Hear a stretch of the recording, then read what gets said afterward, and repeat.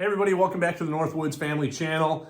Springtime, we got some work to do on the General. One of the first things we're gonna be doing is we're gonna be installing a battery cutoff switch. Now, this is something I had always kind of thought about installing anyways, but definitely was something I realized we needed to do over the winter time because I've got some type of power draw. And I know it's also easy to, leave a light on or leave our comm system on. That's a big one, I've done that before. So this way, when we're done riding, and the vehicle's gonna park overnight or anything like that, just gotta go and flip the switch and that will cut off the battery so there's no power going anywhere.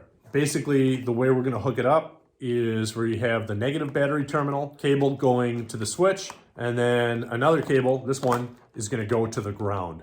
So when we turn it off, just like pulling that negative cable off of the battery terminal, and at least in theory, if everything works the way I think it does, we shouldn't get any power going to any of our accessories or anywhere else. First thing first, we're gonna remove the battery, starting with the negative terminal.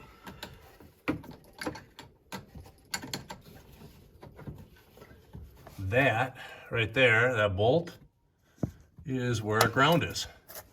So there's our battery cable, our negative terminal, and that runs down right here to that ground. That is the cable that we basically need to interrupt with that switch. We just got to figure out where we want to put it. So this switch wound up being a little bit bigger than I expected, and the problem is it sticks out really far, so it takes up just a ton of space. I found something that is just, it still sticks out a bit, but it's just a lot smaller. So it's going to flush mount like that. Well, I think one of the hardest parts was just figuring out where to put the switch. I looked at a few different spots, thought about putting it in the back, right here. I don't want to take up that space because the kids do use that for storage. Storage space is at a premium. I thought about kind of sticking it behind the back seat here, but to be honest with you, I don't want to have to remove the back seat. Looked at a couple spots. It would be really easy to mount it right down here. A little concerned that I might kick it with my leg occasionally. So I think this is going to be a good spot for it. It's out of the way. I don't really put anything there anyways. This is just all plastic underneath here, so it should be relatively easy. I mean, I don't have a lot of room to get under there. I'm sure I can pop some of this trim off. This is always so nerve-wracking.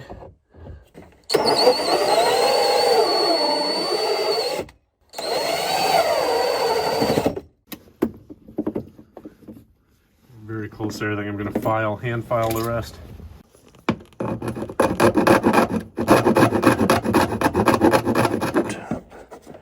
Can almost pop down. Front's good. Oh, there we go. Boom. Look at that. Oh, perfect. Perfect fit. Yep. Perfect fit. That's gonna work great. So I pretty much got this battery cutoff switch done. Ran into one problem though. There's a second wire that winds up leading off the negative terminal of the battery. And I found out that leads to both the winch and the front accessory bar where all the other accessories are plugged in. So that comes straight off the battery. It's not grounded to the frame. Did some research. Doesn't sound like there's any reason why that needs to be any type of clean connection to the battery, clean power, so to speak. The only thing I ran into is that that winch can suck a lot of energy when it's under full load. So the switch that I had was 150 amp. I talked to somebody at Polaris who told me that actually a 200 amp switch would be sufficient for everything in this vehicle. This one will handle up to 350 and they say it'll surge up to 500. So it should be more than enough. We're just gonna pop this in. I just gotta take the old one out, unfortunately, and put this one back in. It's a little bit of a pain in the butt just getting my hands down there, but should be pretty good. And then we'll be able to try it out and see if it works.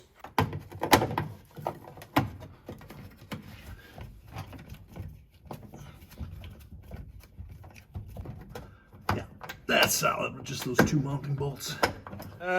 Well, we're off to the store to make another run. So the new switch has got 3/8 terminal posts. I tried to see if I can enlarge the hole just a little bit. Didn't work in the existing ground, so I'm gonna have to get a different connector here, crimp this, redo it.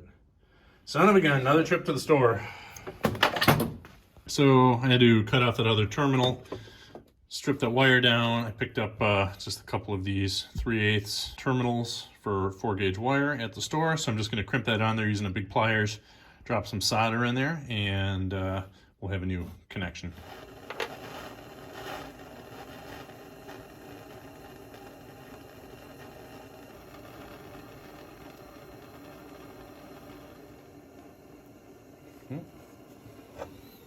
Drip a little bit out, so I think we're done.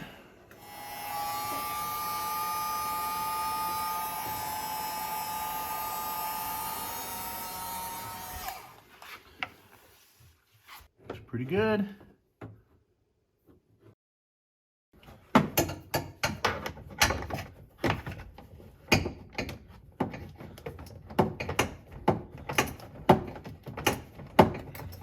All right, so here's the old battery ground collar. So the way this cable, it is connected to both the ground and then another cable. So it's kind of a 3-piece cable. So it's not like I can't just get rid of this. I guess I could cut it off and terminate it, which maybe I'll do at some point. But for now, I'm just going to tape it up just in case I decide that I want to go back and undo all of this work.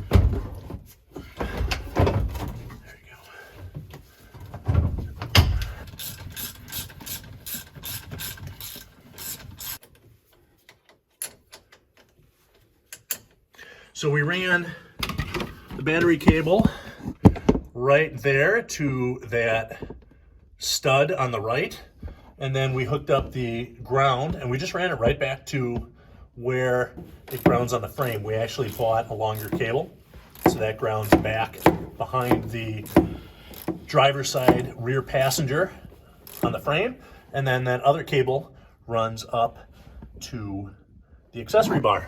We have now a battery cutoff switch. So right now it's in the off position. I can remove the key if I want and turn it there, pop the key in.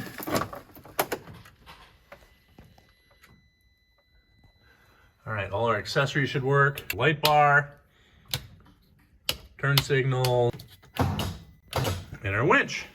If I turn the ignition off, some of my accessories are linked to the ignition. Anything that uses the Polaris bus bar, the pulse system that's plugged in, is connected to my ignition. So that's all this stuff. My comm system, it's nice to be able to still talk when I turn off the ignition. That is still on. My Garmin tread, another thing, sometimes we'll get in the machine before I want to turn it on. The Garmin tread is there, so that can charge as well. If I kill the switch,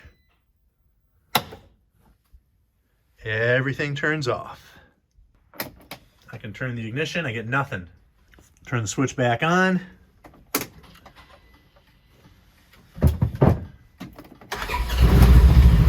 Starts right up.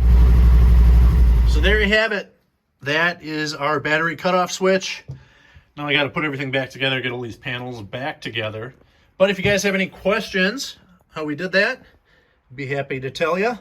Just drop your questions in the comments below. Got a few more videos that I'm working on this week.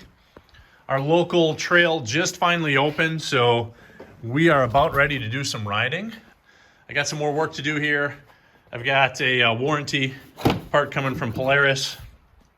I got the water pump installed here I was talking about in my last video, so probably next video I'll show you guys how that's gonna work. Got to do our winch. I got a bunch of other stuff I got to do, so some more videos coming up in the next couple of weeks on some spring maintenance and a few accessory changes, but hope you guys found that interesting. If you got any questions, drop them in the comments below. Thanks for watching. We'll see you next time.